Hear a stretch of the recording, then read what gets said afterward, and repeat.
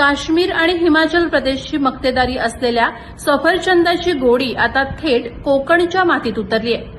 बदलत्या हवामानात आंबा काजूला उत्तम पर्याय शोधत खेड तालुक्यातील वेरळ येथील प्रगतशील शेतकरी सदानंद उर्फ आप्पा कदम यांनी उष्ण हवामानातही सफरचंदाची यशस्वी लागवड करून दाखवली आहे। कोकणातील तब्बल 45° तापमानातही हे उत्पन्न घेता येऊ शकतं आणि ही कोकणच्या कृषी क्षेत्रातली एक मोठी क्रांती ठरेल असा विश्वास फळबाग तज्ज्ञ नेत्राली पाटणे गांगण यांनी व्यक्त केला आहे।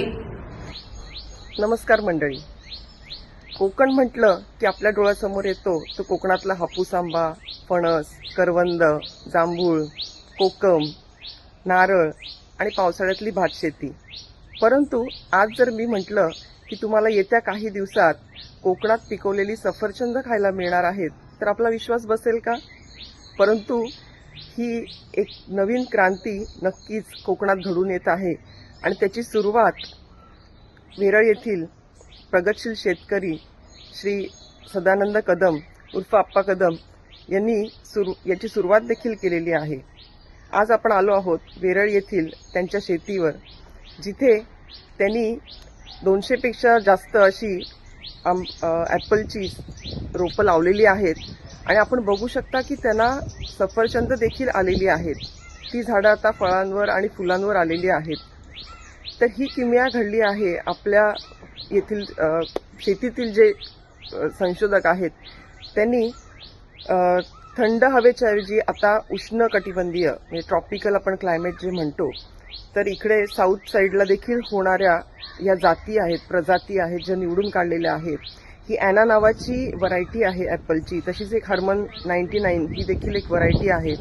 ॲना नावाची ही इस्रायलमध्ये डेव्हलप झालेली व्हरायटी आहे 1959 साली। तर ही जवळजवळ 45 डिग्रीपर्यंत देखील जगू शकते। नुसती जगू नाही शकत तर अतिशय चवीची अशी फळं देखील देते। तर आपल्याकडे आता जे बदलणारं क्लायमेट आहे, वातावरणीय बदल जे होत आहेत, आपण बघतोय वर्षानुवर्ष पावसाचं शेड्यूल देखील डिस्टर्ब होत आहे। तसंच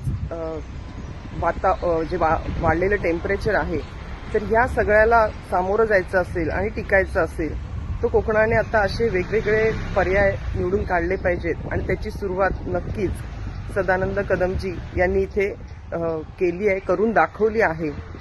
तर सर्वांना आव्हान आहे की या नवीन प्रयोगाचे सर्वांनी स्वागत करावे आणि त्याबद्दल अधिक माहिती हवी असेल तर नक्की वेरळ येथील त्यांच्या शेतीवर व्हिजिट करावी। थँक्यू।